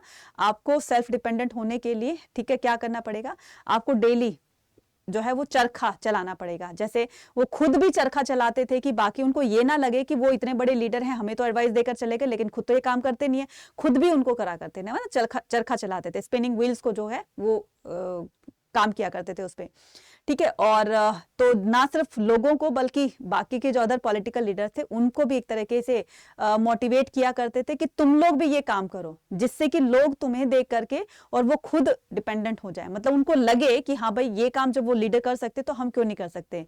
तो किसी के सामने तुम्हें हाथ नहीं फैलाना पड़ेगा। अगर तुम सेल्फ डिपेंडेंट रहोगे तो इससे थोड़ी बहुत अर्निंग भी तुम्हारी होती रहेगी, साथ साथ में तुम्हारा जो ये होता है मतलब जो एक टाइम होता है वो भी स्पेंड होता चले जाएगा। और जो आप चरखा चलाओगे उससे जो भी आप प्रोडक्शन निकालोगे, जो भी प्रोड्यूस करोगे, कपड़ा बनाओगे, कुछ भी करोगे, तो वो जब मार्केट में सेल होगा तो उसके पास तुम्हें पैसा आएगा।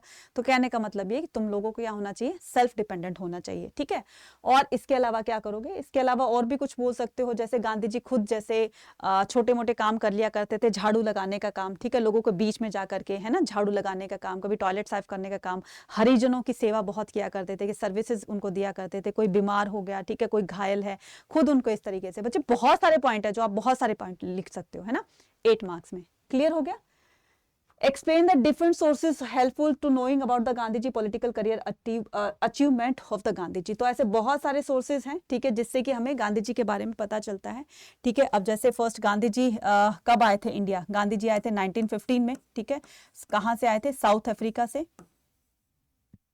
कहाँ से आए थे, साउथ अफ्रीका से, ठीक है। जब गांधी जी 1915 में, और अगर मैं डेट भी बताऊं तो वो होगी 9 जनवरी 1915 में साउथ अफ्रीका से जब ये इंडिया आते हैं तो यहाँ पर देखा कि इंडिया में ना पॉलिटिकल एक्टिविटीज ज्यादा होने लगी है ना। अच्छा भी लगा देख करके कि जो गुलाम भारत था वो धीरे धीरे अपने खिलाफ होते हुए, अत्याचार के खिलाफ आवाज उठाने लगे, अच्छा भी माना जाता था।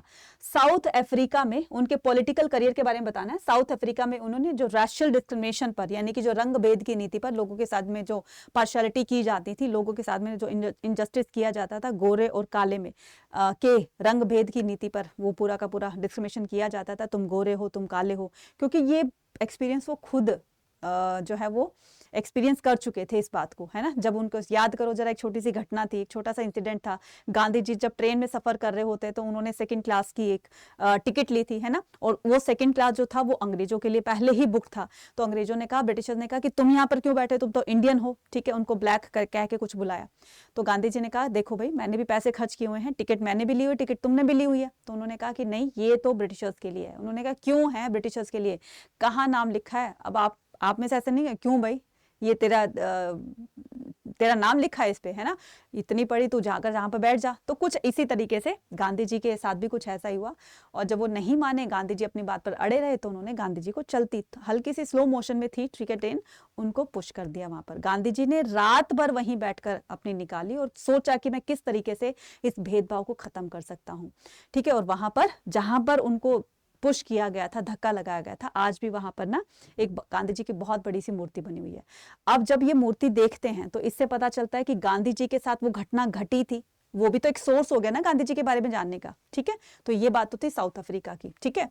उसके बाद जब वो इंडिया आए, ठीक है, 1916 में चंपारण मूवमेंट से पता चला, ठीक है। 1916 में जब बीएचयू की ओपनिंग होती है, ठीक है, बीएचयू की ओपनिंग होती है तो फर्स्ट पब्लिक अपीयरेंस यहाँ पर देखी गई 1917 में और 1918 में। उन्होंने 3 back to back satyagraha movement चलाए, ठीक है, सत्याग्रह मूवमेंट चलाए थे। थोड़ा सा यहाँ पर देना, बोलोगे मैडम ये तो सोर्सेज है, थोड़ा सा आपको इंट्रोडक्शन भी तो देना है ना। इसी से गांधी जी के अब वो पॉलिटिकल लीडर बनेंगे ना, नेशनल लीडर बनेंगे, और ये नेशनल लीडर का पूरा रिकॉर्ड जो है वो कौन रखेंगे, ब्रिटिशर्स रखेंगे, या फिर जो भी वो अपने पॉलिटिकल लीडर्स से वो जो भी वार्तालाप करते थे, बातचीत करते थे लेटर्स के थ्रू, वो भी करेंगे। तो सत्याग्रह मूवमेंट चलाए गए, ठीक है। तो गांधी जी ये 1917 में चंपारण मूवमेंट और 1918 में खेड़ा मूवमेंट और अहमदाबाद मूवमेंट, ये 2 मूवमेंट चलाएंगे। अब Gandhi ji back to back ये 3 मूवमेंट में, जब ये 3 मूवमेंट चलाते हैं, कौन कौन से, चंपारण मूवमेंट, खेड़ा मूवमेंट और अहमदाबाद मूवमेंट, 3 मूवमेंट चलाते हैं, तो गांधी जी अब नेशनल हीरो बन जाते हैं। तो इनके रिकॉर्ड जो हैं वो कहां पर, ब्रिटिशर्स के पास रखे जाते हैं। तो अब हम करते हैं इनके सोर्सेज के बारे में जानेंगे। तो कौन कौन से सोर्सेज थे, तो जैसे लेटर्स थे। अब हमने क्या किया, गांधी जी के बारे में थोड़ा सा तो यहां पर बता दिया, ठीक है, और उनके द्वारा बहुत ज्यादा मूवमेंट चलाए गए थे, मतलब कई बड़े बड़े मूवमेंट चलाए गए थे, उन मूवमेंट्स को भी यहां पर आप लिख सकते हो, ठीक है। तो थोड़ा सा आपके आंसर को और ज्यादा वेटेज देने के लिए, और ज्यादा वैल्यूएबल बनाने के लिए हमने ये सारी चीजें लिख दी, ताकि एग्जामिनर को पता चले कि आपको ये अच्छी तरीके से आपने किस तरीके से डिफाइन किया है। तो लेटर से पता चलता है, जब भी वो पॉलिटिकल लीडर से, ठीक है, अपने पॉलिटिकल मेंटोर से, या जहां से भी वो बात करते थे, अपने वहां भी बात करते थे, क्या बोलते हैं, लेटर्स के थ्रू अपने फैमिली से भी बात करते थे, पर्सनल लेटर भी होते थे। तो इसमें पर्सनल और ऑफिशियल दोनों लेटर्स आएंगे, ठीक है। इनको पढ़ने पर पता चलता है पर्सनल भी आ जाएंगे और इनके पब्लिकली भी आ जाएंगे, ठीक है, मतलब पॉलिटिकल लीडर्स भी आ जाएंगे, तो ऑफिशियल वाले भी लेटर इसमें इंक्लूड हो जाएंगे, ठीक है।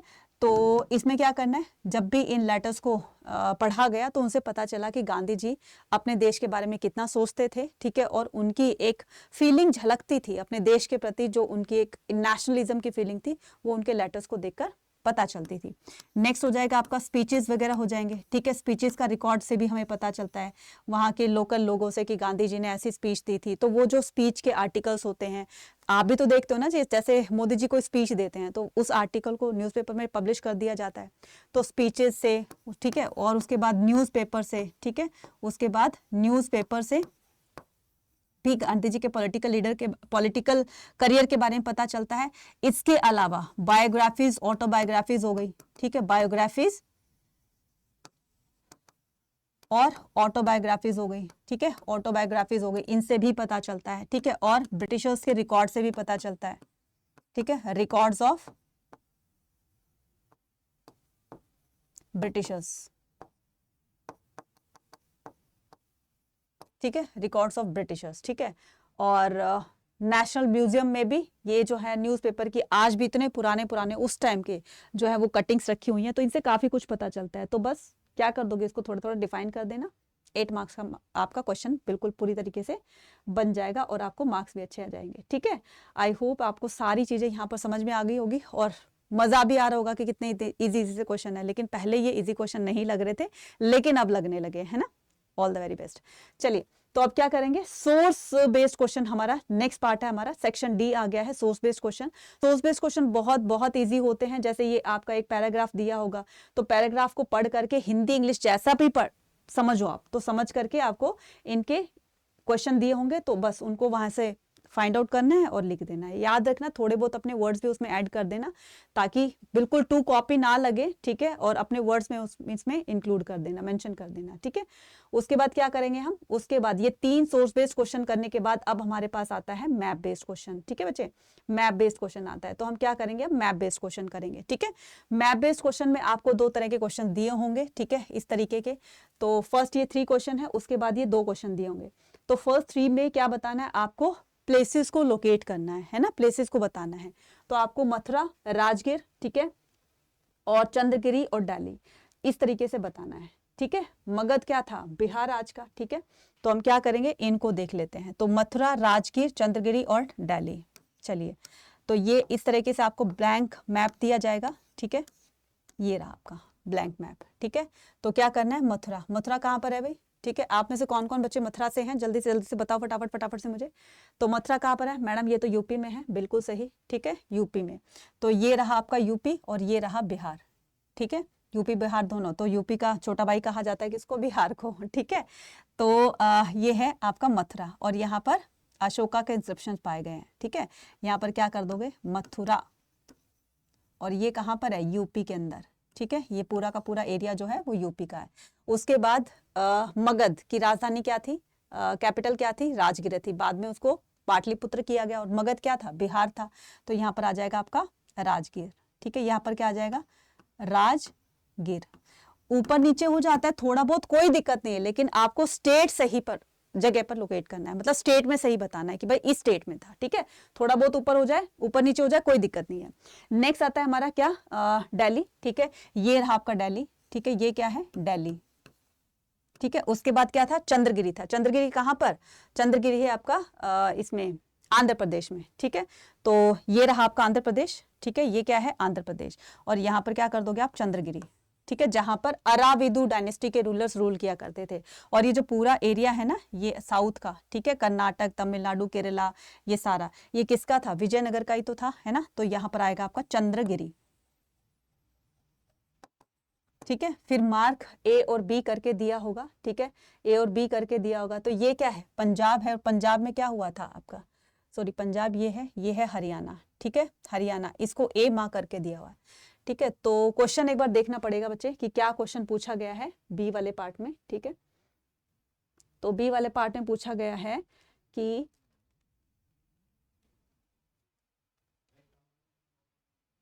Right the name of the line drawn below. तो ये 1857 के रिवोल्ट से आपके क्वेश्चन दिए हुए हैं, ए और बी। ठीक है, ए और बी ये दिया है।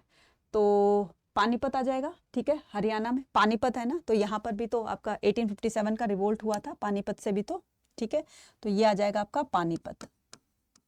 ए में क्या दिया, पानीपत, ए को क्या लोकेट करना है, पानीपत। ठीक है, उसके बाद बी, अब ये क्या है, ये पूरा का पूरा एमपी वाला पार्ट है ना। ये गुजरात हो गया, राजस्थान हो गया, ये वाला पार्ट मध्य प्रदेश का है। तो मध्य प्रदेश में क्या, झांसी। ठीक है, क्या आ जाएगा आपका, झांसी। और झांसी भी तो 1857 के रिवोल्ट का था ना। और ये है आपकी दिल्ली, दोबारा से मैं फिल कर देती हूँ, दिल्ली हो गया। ठीक है, ये आपका क्या हो गया, मथुरा हो गया। दिल्ली मैंने इधर लोकेट किया, ये रहा दिल्ली। ऐसे मत कर देना कि मैडम ने यूपी में कर दिया दिल्ली। ठीक है, और ये क्या हो गया आपका, मथुरा। ये क्या हो गया, मथुरा। ठीक है, और यहाँ पर हो गया आपका राजगीर। ठीक है, क्या हो जाएगा आपका, राजगीर। ठीक है, और चंद्रगिरी कहाँ पर है, ये आंध्र प्रदेश में है। तो चंद्रगिरी आपको यहाँ पर लोकेट कर देना है। ठीक है, क्लियर हो गया आप तो। ठीक है, 5 है, और ये 5 नंबर हो गए आपके बिल्कुल पूरी तरीके से पक्के।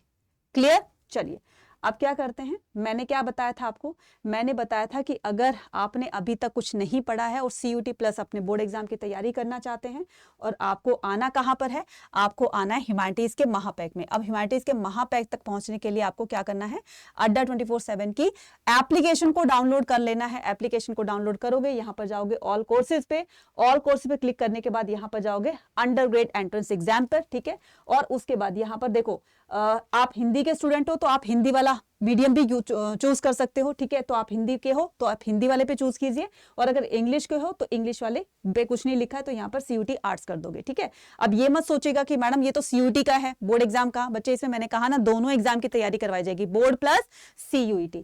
ये रहा आपका ह्यूमैनिटीज का महापैक विद बुक। ठीक है, इसमें लाइव क्लासेस, वीडियो कोर्सेज ये सब मिलेगी।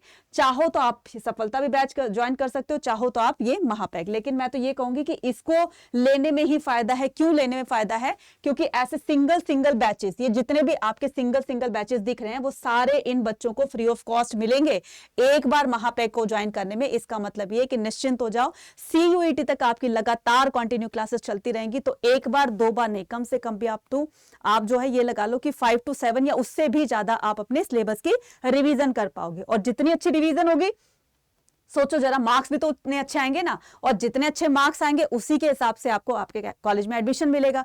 तो अगर 1-2 नंबर भी पीछे रह गए, बाकी आपसे आगे निकल गए, तो फिर तो आपका एडमिशन कहीं ना कहीं आपको लगेगा कि मेरा जो है वो थोड़ी सी गलती की वजह से थोड़ा सा मैं नंबर पीछे रह गया, और कहीं ना कहीं मुझे एडमिशन मिल जाता। इसको क्या करोगे, बाय नाउ। पूरा पे नहीं करना बच्चे, ध्यान रखना, पूरा पे नहीं करना है। कूपन कोड बता रही हूँ Y489, इस कूपन कोड को लगा देना, चाहे वो हिंदी के हो, इंग्लिश के हो, चाहे वो आपके किसके, साइंस के हो, कॉमर्स के हो। अपने नियर डियर को भी बता देना कि वो भी महापैक ले ले। और ऐसे महापैक को लेने में बच्चे जल्दी देरी नहीं करनी चाहिए, जितना जल्दी हो सके ले लीजिए, क्योंकि अभी क्या चल रहा है, आपका भी पूरे 20% का ऑफ चल रहा है। और क्या करना है, इस 20% के हैवी डिस्काउंट को अवेल करने के लिए जल्दी से जल्दी इसको अवेल कर लीजिए, इसमें एनरोल कर लीजिए, नहीं तो फिर ये आपका ऑफर भी खत्म हो जाएगा, तो थोड़ा सा ज्यादा पे करना पड़ेगा, तो यार पे ही करना है, ठीक है, तो क्यों ना डिस्काउंट वाले पे करो, है ना। तो जब आपको ऑफर दिया जा रहा है तो ऑफर को क्यों नहीं आप गोल्डन चांस को मिस कर रहे हो, तो जल्दी से जाओ और फटाफट से इसमें अवेल कर लो इसको, ठीक है, एनरोल कर लो और 5489 कूपन कोड लगाकर मैक्सिमम डिस्काउंट पाओ। जो कोर्स ये आपका 10,999 का था, अब वही कोर्स आपका 8799 का हो गया है, ठीक है। और क्या करना है आपको, जल्दी से जाके इसमें एनरोल करो और ना सिर्फ पॉलिटी, ना सिर्फ हिस्ट्री, ज्योग्राफी, इकोनॉमिक्स, लैंग्वेज, ठीक है, आपका करंट अफेयर्स, आपकी जीटी, रीजनिंग, सब कुछ आपको इसमें करवाया जाएगा, ईच एंड एवरीथिंग। तो पहले आपके बोर्ड एग्जाम से पहले भी आपका सारा का पूरा बोर्ड एग्जाम का सिलेबस कंप्लीट कराया जाएगा, रिवीजन कराई जाएगी, प्लस में आपकी प्रैक्टिस कराई जाएगी। फिर उसके बाद जैसे ही आपका बोर्ड एग्जाम खत्म हो जाएगा वैसे ही आपको उसकी तैयारी करनी मिल जाएगी, किसकी, सीयूईटी की। अब जैसे मान लो फर्स्ट आपका इंग्लिश का एग्जाम है, ठीक है, क्लास 12 में इंग्लिश का एग्जाम है, तो इंग्लिश की तैयारी आप वहां से भी तो कर रहे हो ना, बैच से भी तो कर रहे हो ना, तो इससे अच्छे रिवीजन हो जाएगी। अब जैसे हिस्ट्री का एग्जाम है आपका, ठीक है, बोर्ड एग्जाम आपका हिस्ट्री का है, लेकिन हिस्ट्री की क्लासेस आपकी इस महापैक में चल रही है ना, तो इससे रिवीजन अच्छी हो रही है, आप अपने डाउट से पूछ सकते हो। तो सोचो जरा कितना आप लोगों के लिए बेनिफिशियल होगा। क्लियर? आई होप आपको सारी चीजें समझ में आ गई होंगी, और समझ में आ गई है तो जल्दी से क्या करना है, फटाफट से जाके इसको एनरोल कर लो और मिलते हैं अपने नेक्स्ट वीडियो में। टिल देन टेक केयर बच्चे, बाय बाय। और जाने से पहले मैं आपको एक बात बता देना चाहती हूँ, अगर आपको वन शॉट्स देखने हैं, अगर आपको जो है वो PYQs देखने हैं, अगर आपको टॉपिक वाइज वो चाहिए, आपको वीडियोस चाहिए, आपको NCERT सॉल्यूशन चाहिए, इंपॉर्टेंट क्वेश्चन चाहिए, each and everything you will get only this platform, ठीक है। इसके लिए क्या करना है आपको, इसके लिए आपको कुछ नहीं करना, आपको यूट्यूब पर जाना है, ये यूट्यूब पर गए, यहाँ पर टाइप करना है आपको ह्यूमैनिटीज अड्डा 24/7। क्या करना है बच्चे, ह्यूमैनिटीज अड्डा 24/7, ठीक है। तो ह्यूमैनिटीज, ठीक है, ह्यूमैनिटीज अड्डा 24/7, बस इसको टाइप करना है, ऐसे टाइप करना है 247, ठीक है, और ये आ गया आपका ह्यूमैनिटीज अड्डा 24/7, ठीक है। देखो ये आ गया आपका, फिर यहाँ पर क्लिक करना है आपको, यहाँ, ठीक है, यहाँ क्लिक करना है। अब प्लेलिस्ट में देखिए, ये रहा आपका प्लेलिस्ट, ठीक है। प्लेलिस्ट में जाकर देखिए कि आपको अगर वन शॉट देखने, वन शॉट आपको मिल जाएंगे, इंपॉर्टेंट क्वेश्चन देखने, इंपॉर्टेंट क्वेश्चन दिख जाएंगे, ठीक है। PYQs देखने, सारी प्लेलिस्ट। अब जैसे मैं ये बताऊं कि ना सिर्फ हिस्ट्री की बल्कि आपको सारे, ये देखो ये सारे के सारे PYQs भी हैं, ना सिर्फ हिस्ट्री बल्कि पॉलिटी, इंग्लिश, हिंदी, सब कुछ आपको यहाँ पर मिल जाएगा। मैं आपको प्लेलिस्ट दिखा रही हूँ यहाँ पर, ये देखिएगा, ठीक है, फुल प्लेलिस्ट। जैसे आपने फुल प्लेलिस्ट पे क्लिक किया तो इस तरीके से आपको सारी की सारी प्लेलिस्ट यहाँ पर दिखाई दे जाएगी। सॉरी, कम्युनिटी पर हो गया, ठीक है। तो यहाँ पर ये देखिएगा, ये आपकी होगी 9 वीडियो, ये होगी आपकी फुल प्लेलिस्ट, ये देखिए पूरी की पूरी प्लेलिस्ट आ गई है। ऐसे ही अगर आपको वन शॉट देखने, वन शॉट भी मिल जाएंगे।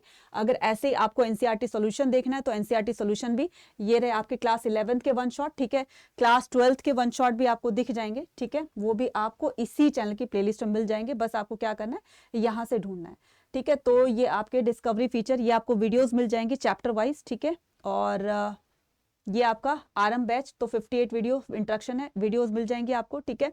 कंप्लीट सिलेबस, मतलब आपको ना पूरा का पूरा, ठीक है, पूरा का पूरा आपको मटेरियल यहीं मिल जाएगा, कहीं जाने की जरूरत नहीं है, ठीक है। और नहीं पढ़े हो तो बच्चा, मैं फिर से कहूंगी आपको कि जल्दी से क्या कर लो, बैच में एनरोल कर लीजिए और अपनी तैयारी को शुरू कर दीजिए, ठीक है। मिलते हैं अपनी नेक्स्ट वीडियो में। Till then take care, bye bye.